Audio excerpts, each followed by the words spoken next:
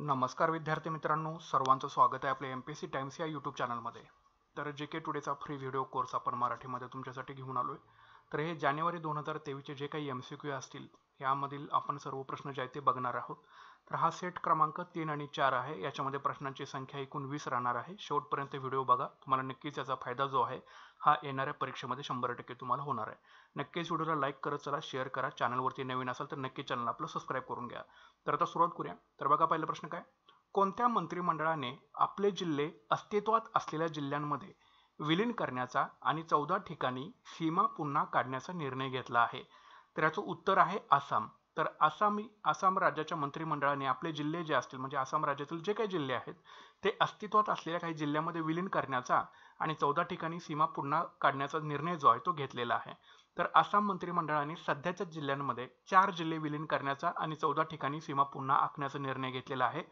विधानसभा आणि संसदीय जागांसाठी परिसीमन अभ्यास सुरू करण्याच्या निवडणूक आयोगाच्या अंतिम मुदतीच्या 1 दिवस अगोदर हा निर्णय जो आहे हा घेण्यात आलेला आहे। तर लक्षात ठेवा, तर कुठल्या मंत्रिमंडळाने आपले जिल्हे अस्तित्वात असलेल्या जिल्ह्यांमध्ये विलीन करण्याचा आणि 14 ठिकाणी सीमा पुन्हा काढण्याचा निर्णय घेतलेला आहे, याचं उत्तर आहे आसाम। पुढचा प्रश्न आहे, तर बघा अजून एक हे बघू आपण, अजून एक मुद्दा आहे याच्यामध्ये। तर EC म्हणजे निवडणूक आयोगाने यापूर्वी 126 विधानसभा आणि 14 संसदीय जागांचे नवीन सीमांकन जाहीर केलं आणि नवीन प्रशासकीय युनिटच्या निर्मितीवरती बंदी जी आहे ही घातलेली आहे। ठीक आहे, तर या गोष्टी तुम्हाला एक लक्षात ठेवणं याच्यामध्ये गरजेचं आहे। तर मेन म्हणजे आसामशी रिलेटेड हा मुद्दा आहे, तर तुम्ही निश्चितपणे हा लक्षात ठेवा। पुढचा प्रश्न बघा, कोणत्या देशाने 2023 मध्ये वासिनार व्यवस्थेचे अध्यक्षपद भारताकडे सोपवले आहे? तर याचं उत्तर आहे आयर्लंड। तर आयर्लंड या देशाने 2023 मध्ये वासिनार व्यवस्थेचे अध्यक्षपद भारताकडे सोपवलेलं आहे।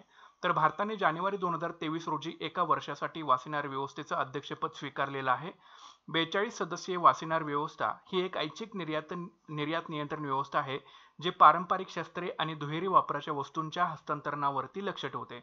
नंतर गेल्या वर्षी आयर्लंडच्या राजदूतांनी अध्यक्षपद भारताच्या राजदूतांकडे सोपवलेलं होतं।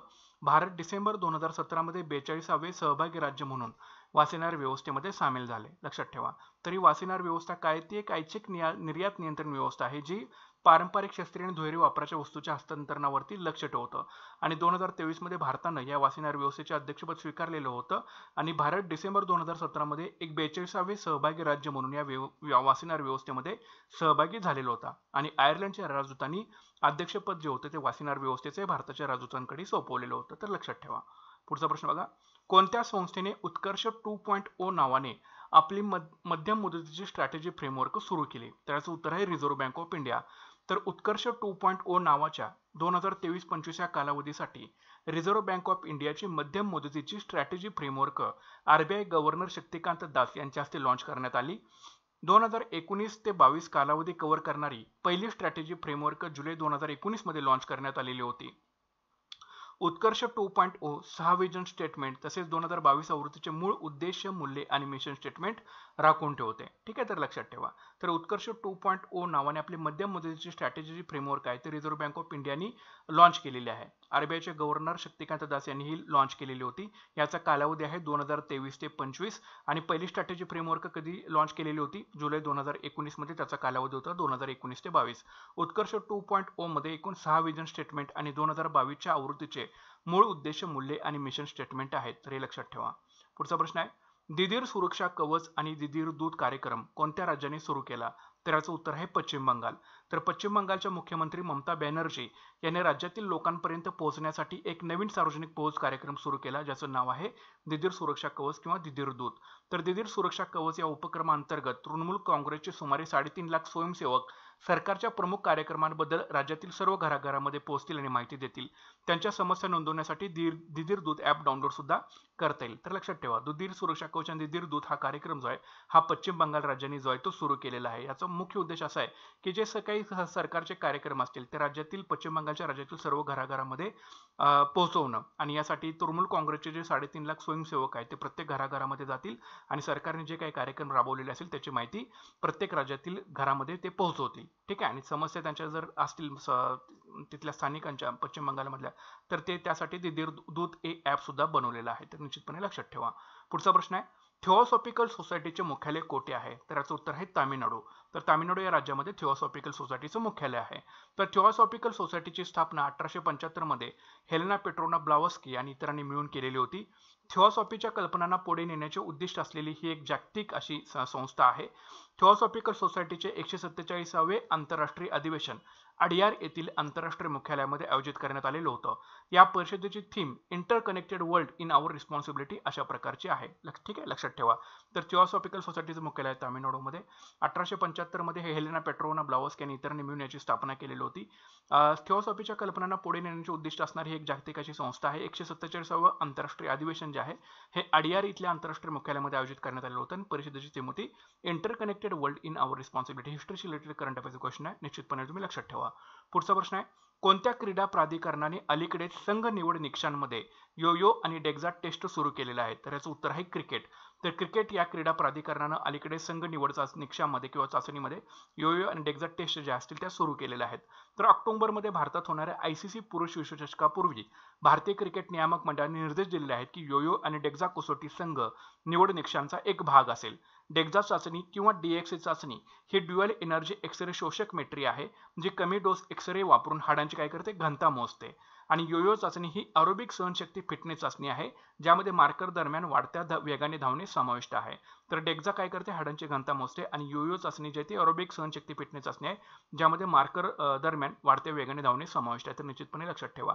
तर योयो आणि डेक्झा टेस्ट जे आहे ते क्रिकेट प्राधिकरणानं क्रीडा प्राधिकरणाने सुरू केलेली ही संघ निवड निकषांमध्ये वापरल्या जाणाऱ्या टेस्ट आहेत, योयो आणि डेक्झा. निश्चितपणे लक्षात ठेवा.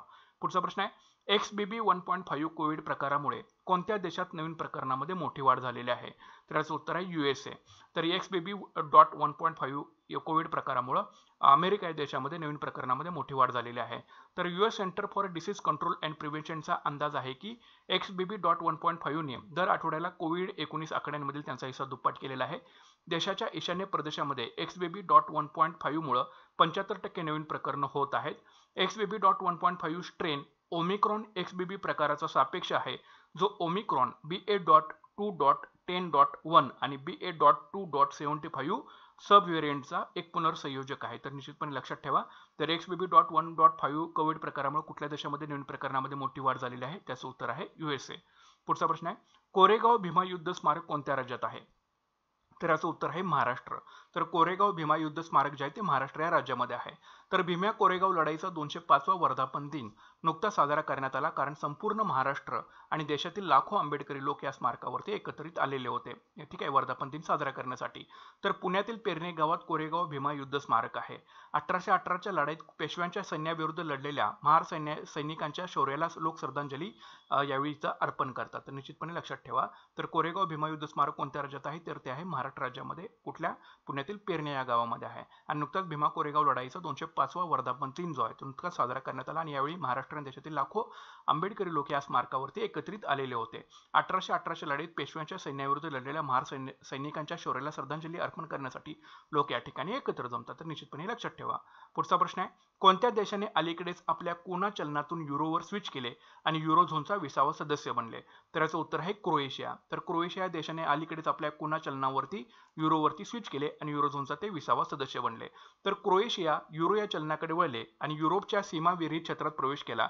याला पंतप्रधान आंद्रेज प्लेंकोविचने आपल्या देशासाठी एक ऐतिहासिक क्षण असं म्हटलेलं आहे. बाल्कन राष्ट्राने आपल्या कुना चलनाला निरोप दिला आणि ते युरोझोनचे 20वे सदस्य बनले. आता पासपोर्ट मुक्त शेंजेन झोन मधील हे 27वे राष्ट्र आहे. हा जगातील सर्वात मोठा झोन आहे, जो 400 दशलक्षांहून अधिक लोकांना त्यांच्या सदस्यांभोवती मुक्तपणे फिरण्यास सक्षम करतो. 3.9 दशलक्ष लोकांचा देश 2013 मध्ये युरोपियन युनियनमध्ये हा सामील झालेला होता, क्रोएशिया. ठीक आहे. तर क्रोएशिया देशाने अलीकडेच काय केले, त्यांचं पहिलं जे चलन होतं कुना, ते चलन त्यांनी सोडून आता त्यांनी युरो चलन जे आहे ते स्वीकारलेलं आहे आणि ते युरो झोनचे 20वे सदस्य जे आहे ते बनलेले आहे. ठीक आहे, तरी तुम्हाला लक्षात ठेवण्याच्यामध्ये गरजेचं आहे.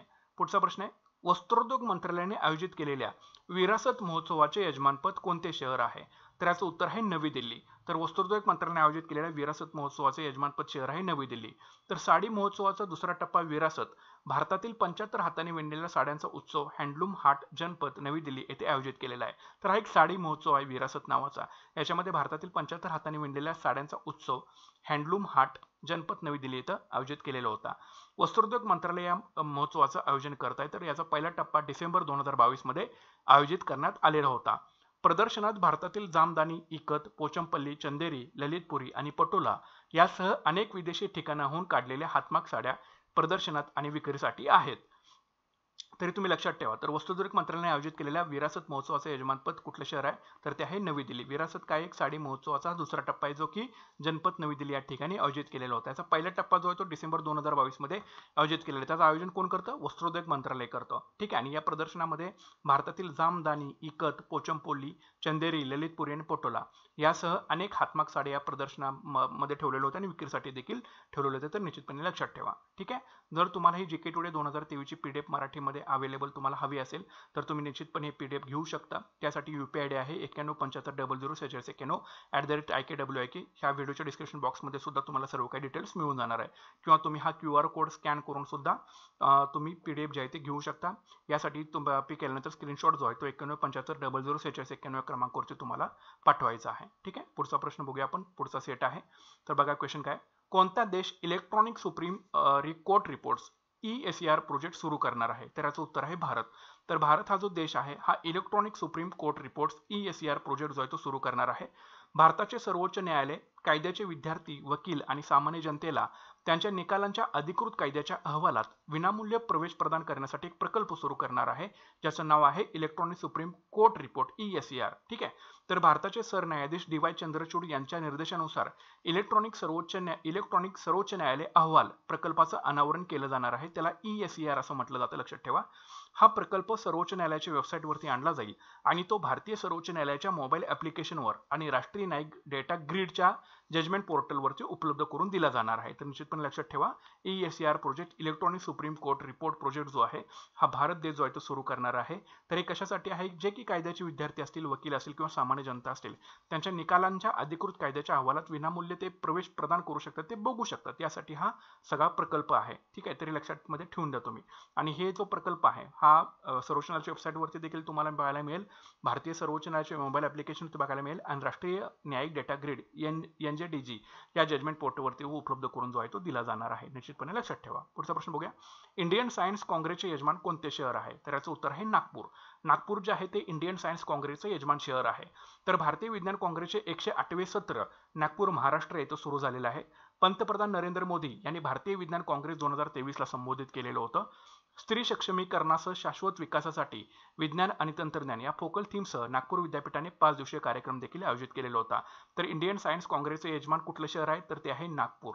आणि 108वं जे सत्र आहे या भारतीय विज्ञान काँग्रेसचं हे नागपूर महाराष्ट्र या ठिकाणी होते. लक्षात ठेवायचं आहे. पंतप्रधान नरेंद्र मोदी यांनी भारतीय विज्ञान काँग्रेस 2023 ला संबोधित केलेलं होतं आणि स्त्री सक्षमीकरणासह शाश्वत विकासासाठी विज्ञान आणि तंत्रज्ञान ही याची थीम होती आणि एकूण 5 दिवसांचा कार्यक्रम जो होता तो नागपूर विद्यापीठाने आयोजित केलेला होता. निश्चितपणे लक्षात ठेवा. पुढचा प्रश्न बघा. लडाखची संस्कृती, भाषा आणि रोजगार यांच्या संरक्षणासाठी उपाययोजनावरती चर्चा करण्यासाठी स्थापन केलेल्या समितीचे प्रमुख कोण आहेत, तर याचं उत्तर आहे नित्यानंद राय. तर लडाखची सांस्कृतिक, भाषा आणि रोजगार यांच्या संरक्षणासाठी उपाययोजनावर चर्चा करण्यासाठी स्थापन केलेल्या समितीचे प्रमुख आहेत नित्यानंद राय. लक्षात ठेवा. तर लडाखची अनोखी संस्कृती, भाषा आणि रोजगार यांच्या संरक्षणासाठी उपाययोजनावरती चर्चा करण्यासाठी केंद्राने एक उच्चाधिकार समिती स्थापन केलेली आहे. तर गृहमंत्री नित्यानंद राय यांच्या अध्यक्षतेखाली 17 सदस्यीय समिती स्थापन करण्यात आलेली आहे.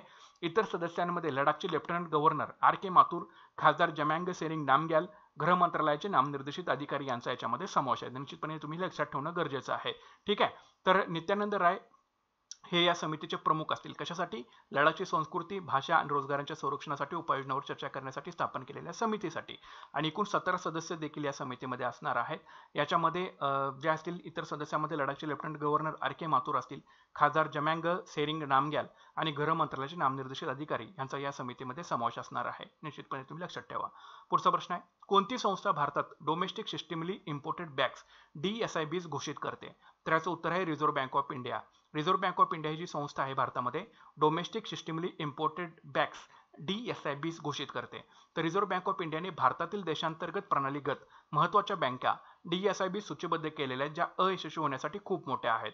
अलीकडील यादीत RBI आणि स्टेट बँक, ICICI बँक आणि HDFC बँक ह्या डोमेस्टिक सिस्टमली इम्पोर्टेड बँक्स म्हणून शीर्ष 3 भारतीय कर्जदारांची यादी जी आहे ही त्याच्यामध्ये ऍड केलेली आहे. म्हणजे DSIBs मध्ये कोणाचा समावेश होतो?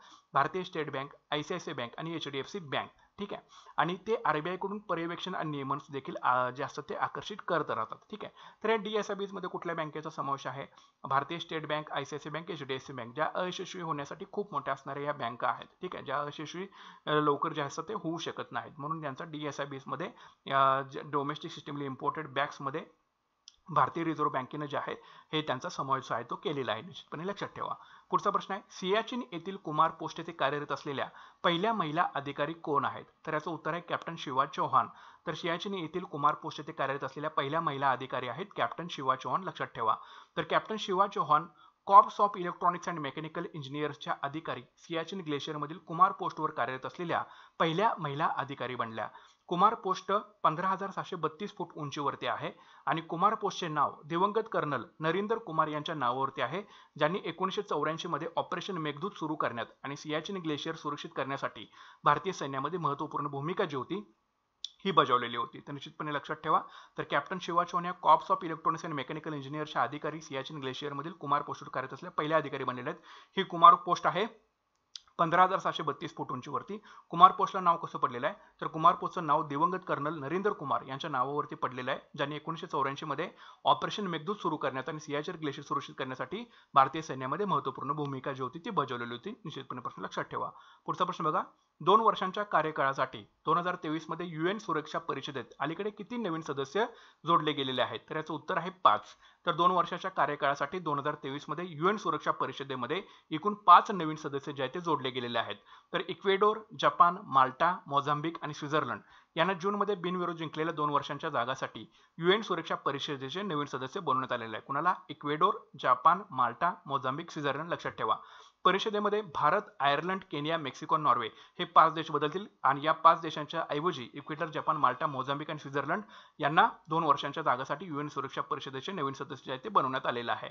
5 देशांच्या राजदूतांनी परिषदेच्या कक्षाबाहेर इतर सदस्यांच्या राष्ट्रध्वजांसह त्यांचे राष्ट्रध्वज जे आहेत ते लावलेले आहेत. तर निश्चितपणे हा प्रश्न तुम्ही लक्षामध्ये ठेवून घ्या. तर 2 वर्षाच्या कार्यकाळासाठी 2023 मध्ये UN सुरक्षा परिषदेमध्ये 5 नवीन सदस्य जोडले गेलेले आहेत, ते म्हणजे इक्वेडोर, जपान, माल्टा, मोझांबिक आणि स्वित्झर्लंड. याच्या आधी होते Bharat, Ireland, Kenya, Mexico, Norway. आता यांना वरचे जे तुम्हाला सांगितले देश आहेत ते हे करतील, स्किप करतील. ठीक आहे, तर निश्चितपणे तुम्ही हे लक्षामध्ये ठेवून घ्या. पुढचा प्रश्न आहे, गानगाई उत्सव कोणत्या भारतीय राज्यात साजरा केला जातो? तर याचं उत्तर आहे मणिपूर. तर मणिपूर या राज्यामध्ये गानगाई उत्सव जो आहे तो साजरा केला जातो. मणिपूरमध्ये झेलियनग्रॉंग समुदायाचा गानगाई उत्सव साजरा केला जातो. तो दरवर्षी कापणीनंतर साजरा केला जातो. उत्सवादरम्यान झेलियनग्रॉंग समुदाय त्यांचे पीक सर्वशक्तिमान देवाला अर्पण करून त्यांची कृतज्ञता दर्शवतो. सुकी लाकूड घासून बांबूचे तुकडे करून नवीन अग्नी निर्माण करून ते इतर घरांमध्ये वाटण्याची प्रथा या गानगाई उत्सवामध्ये आहे. मणिपूरमधील झेलियनग्रॉंग समुदायामध्ये रोंगमेई, लियांगमी आणि झेमे जमातीचा याच्यामध्ये समावेश आहे. निश्चितपणे लक्षात ठेवा. तर गानगाई उत्सव जो आहे तो मणिपूर या राज्यामध्ये साजरा केला जातो. हा पीक कापणीनंतर साजरा केला जातो, जो की झेलियनग्रॉंग किंवा झेलियनग्रॉंग या समुदायाचा हा एक असणारा उत्सव आहे. आणि या उत्सवादरम्यान हे झेलियनग्रॉंग समुदायातील लोक त्यांचं पीक जे आहे हे सर्वशक्तिमान देवाला समर्पित करतात, आपली कृतज्ञता त्यांच्याबद्दल देवाबद्दल दर्शवतात. सुकी लाकूड घासून बांबूचे तुकडे करून नवीन अग्नी निर्माण करून ते इतर घरामध्ये वाटण्याची प्रथाच्या संदर्भामध्ये आहे. आणि मणिपूरमधील झेलियनग्रॉंग समुदायामध्ये रोंगमी, लियांगमी आणि झेमे जमातीच्या याच्यामध्ये समावेश होतो. निश्चितपणे हा प्रश्न लक्षात ठेवा. पुढचा प्रश्न बघूया, कोणत्या राज्याने कळसा बंदुरी नाला प्रकल्प सुरू करण्याची घोषणा केलेली आहे? तर याचं उत्तर आहे कर्नाटक. तर या कर्नाटक राज्याने कळसा बंदुरी नाला प्रकल्प सुरू करण्याची घोषणा जी आहे ती केलेली आहे. तर महादई नदीवरील कळसा बंदुरी नाल्यावरील 2 तपशीलवार प्रकल्प अहवालांसाठी कर्नाटकला केंद्राकडून मंजुरी जी आहे ती मिळालेली आहे. गोव्याने या निर्णयावरती आक्षेप घेत आपली चिंता केंद्राकडे मांडण्याची योजना आखलेली आहे. कळसा बंदुरी नाला प्रकल्पाचा उद्देश कर्नाटकातील 4 जिल्ह्यांची पिण्याच्या पाण्याची गरज भागवण्यासाठी महादईतून पाणी वळवण्यासाठीचे आहे. आणि ही नदी म्हणजे महानदी नदी जी आहे ही कर्नाटकातील बेळगावी जिल्ह्यात उगम पावते आणि गोव्यात अरबी समुद्राला मिळते. तर निश्चितपणे लक्षात ठेवा. तर कळसा बंदुरी नाला प्रकल्प जो आहे हा कर्नाटक राज्यानं सुरू करण्याची घोषणा जी ती केलेली आहे. हा प्रकल्प महादई नदीवरती होणार आहे, लक्षात ठेवा. याला केंद्राकडून मंजुरी देखील मिळालेली आहे. मात्र गोव्याने निर्णयावरती आक्षेप घेतलेला आहे आणि त्यांची चिंता केंद्राकडे मांडण्याची योजना गोव्याने आखलेली आहे. ठीक आहे, कळसा बंदुरी नाला प्रकल्पामुळे कर्नाटकातील 4 जिल्ह्यांच्या पिण्याच्या पाण्याची गरज जी आहे ती भागणार आहे. आणि महादई नदी जी आहे ती कर्नाटकातील बेळगावी जिल्ह्यात उगम पावते आणि गोव्यामध्ये अरबी समुद्राला मिळते. त्याच्यामुळे ह्या गोष्टी तुम्हाला लक्षात ठेवणे याच्यामध्ये गरजेच्या आहेत. ठीक आहे, पुढचा प्रश्न आहे, सियोम ब्रिजचे उद्घाटन कोणत्या राज्यात किंवा केंद्रशासित प्रदेशामध्ये करण्यात आले? कुठला ब्रिज? सियोम ब्रिज. तर याचं उत्तर आहे अरुणाचल प्रदेश. तर अरुणाचल प्रदेश या राज्यामध्ये सियोम ब्रिजचं उद्घाटन जे आहे ते करण्यात आलेलं आहे. तर बॉर्डर रोड ऑर्गनायझेशनने बांधलेल्या अरुणाचल प्रदेशातील सियोम पुलाचं उद्घाटन संरक्षण मंत्री राजनाथ सिंह यांनी केलं. लक्षात ठेवायचं आहे.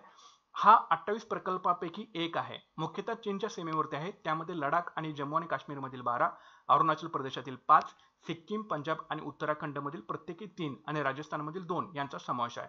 एकूण 28 प्रकल्पापैकी असणारा हा एक प्रकल्प आहे सियोम ब्रिज, जो की अरुणाचल प्रदेशमध्ये आहे. तर ह्या बॉर्डर रोड ऑर्गनायझेशननं हा सियोम ब्रिज जो आहे तो बांधणार आहे. याचं उद्घाटन संरक्षण मंत्री राजनाथ सिंह यांनी केलेलं आहे. तर हा प्रश्न तुम्हाला लक्षात ठेवायचा आहे. तर सियोम ब्रिजचं उद्घाटन कोणत्या राज्यात किंवा केंद्रशासित प्रदेशामध्ये करण्यात आलं? उत्तर आहे अरुणाचल प्रदेश. ठीक आहे. पुढचा प्रश्न बघा. All India annual state minister conference on वॉटरची थीम काय आहे?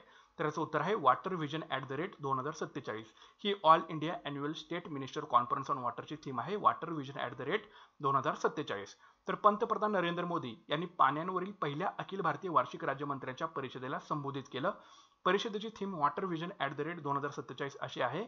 शाश्वत विकासासाठी जलस्रोतांचा वापर करण्याच्या मार्गावर चर्चा करण्यासाठी प्रमुख धोरणकर्त्यांना एकत्र आणणे आणि मानवी विकास हा या पाठीमागचा उद्देश आहे. लक्षात ठेवा. या परिषदेचा उद्देश काय? शाश्वत विकासासाठी जलस्रोतांचा वापर करण्याच्या मार्गावर चर्चा करण्यासाठी प्रमुख धोरणकर्त्यांना एकत्र आणणे आणि मानवी विकास हा या पाठीमागचा उद्देश आहे. ठीक आहे. तर अशा प्रकारचा प्रश्न आहे. तर all India annual state minister conference on वॉटरची थीम काय? Water vision @ 2047. तर नरेंद्र मोदी यांनी संबोधित याला केलेलं होतं. थीम आहे वॉटर विजन @ 2047. उद्देश काय?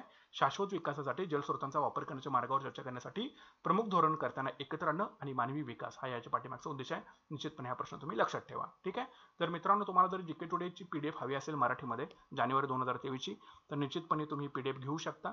यासाठी याचे चार्ज फक्त 50 रुपीज आहे. तर UPI ID आहे 9175004691 @IKWIK, किंवा तुम्ही हा QR कोड स्कॅन करून देखील तुम्ही PDF जे आहे ते घेऊ शकता. मात्र त्याचं पेमेंट स्क्रीनशॉट जे आहे ते तुम्हाला पाठवावं लागेल, तरच तुम्हाला PDF जे आहे ते मिळू शकेल. यासाठी WhatsApp क्रमांक आहे 9175004691. ओके. जर तुम्हाला हवी असेल तर निश्चितपणे तुम्ही PDF घेऊ शकता, प्रिंट करू शकता, डाउनलोड करू शकता. ओके. आणि त्याची सतत उजळणी जी आहे ते आपल्या व्हिडिओ लेक्चर सोबत तुम्ही करू शकता. कोणाला हवा असेल तर तुम्ही हा QR कोड स्कॅन करून घ्या तुम्हाला, आणि त्याच्यानंतर तुम्ही स्क्रीनशॉट नक्कीच पाठवून द्या. तुम्हाला PDF जी आहे ती सेंड केली जाईल. ओके. तर भेटूयात आता पुढच्या व्हिडिओ सेशनमध्ये. Thanks for watching guys and all the best.